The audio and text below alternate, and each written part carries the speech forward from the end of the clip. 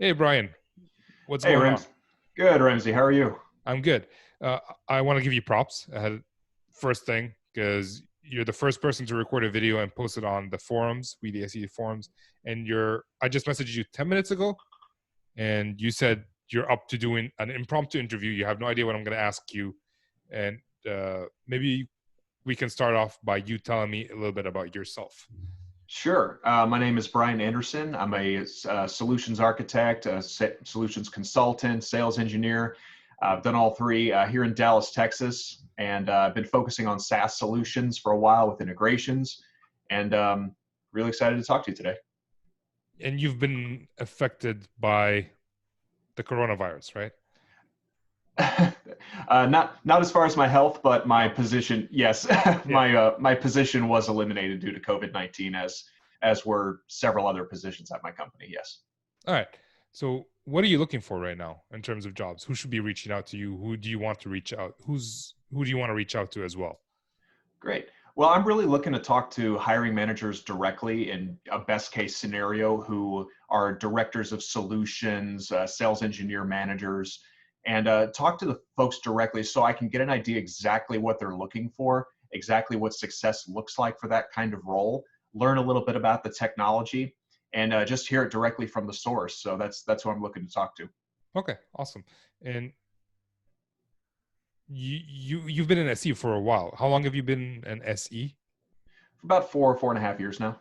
Okay, so you do have experience.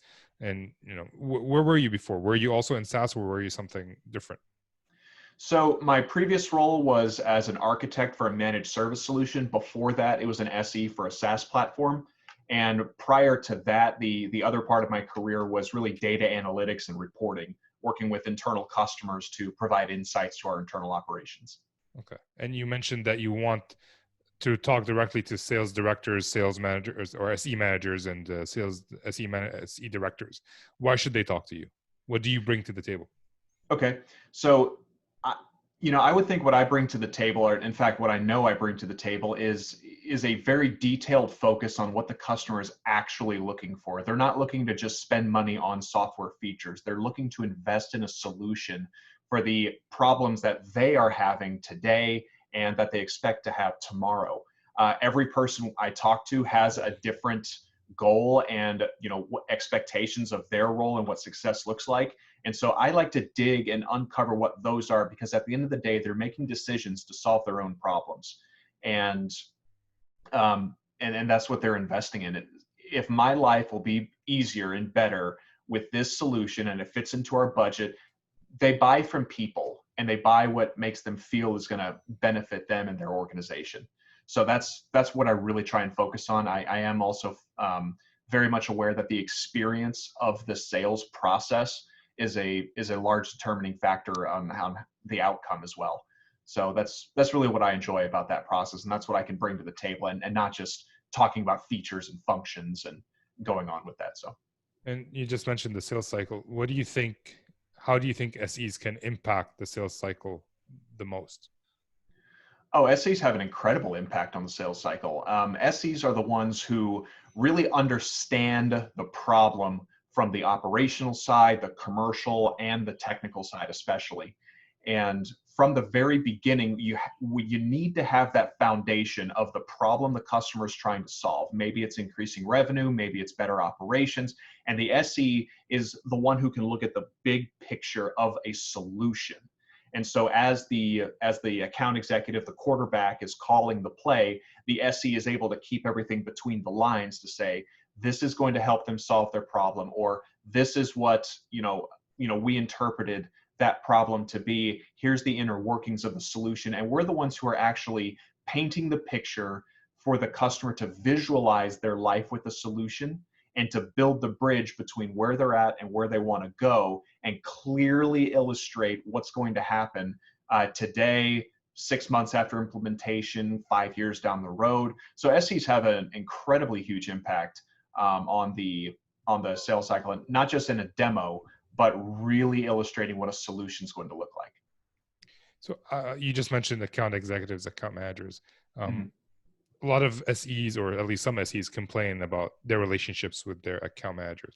So, here's the question that I think about, which is the most important relation that you get.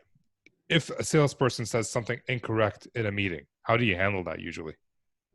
Well, I've never really gone into a call like that without setting those expectations. In the beginning of my SE career, I was caught off guard by some of those. On a virtual call, it's not easy to kick them under the table. Wouldn't do that anyway. But I find it extremely important and beneficial to establish expectations. I mean, you might not be best friends yet, but establish expectations on, hey, here's what I want to cover. Here's what I hope to accomplish, and here's what success looks like, at least from my part. So if the account executive does say something wrong, I've handled it in a number of ways actually. Saying, hey, let me pile on to that, and I won't call them out in front of the customer saying that no, you're wrong, I'm right. I've not found that to be very useful, but establishing expectations beforehand on, hey, if something happens, here's what I'm going to say. That's what I've done with enterprise account executives, small, medium business, at two different roles, and it's worked out pretty well. You just kind of get your own language and get your own style, and that's part. And I believe that should be an incredibly important part of the training and onboarding process for SEs, is relationship building with the account executives and saying, all right, here's Brian, do the demo, and just sit back. There's so much more to it than that. Right. Yeah, that makes a lot of sense. It's good to have the communication beforehand. So I agree 100% with that. We're about at the end of our time. Is there a question that I should have asked you that I didn't? Maybe the types of roles that I'm looking for, the types of SE roles. All right. Yeah, I'd love to talk. Okay, so I'll go into that. So I'd love to talk to hiring managers directly. I'd love to talk to the directors of SEs and SE managers, because you know what you want, you know what you're looking for, and let's just cut right to it. The types of roles I'm looking for are in as a service opportunities. I've done the managed service thing. It worked out very well, but my heart really is in as a service. So software as a service is great. I've been looking into networking as a service, infrastructure as a service. So what I'm really focusing on is being able to take a product and take something that a customer can see themselves in 5 years from now, and saying, oh man, this has taken a load off, or this has really helped reduce manual entry. Things like that, automations.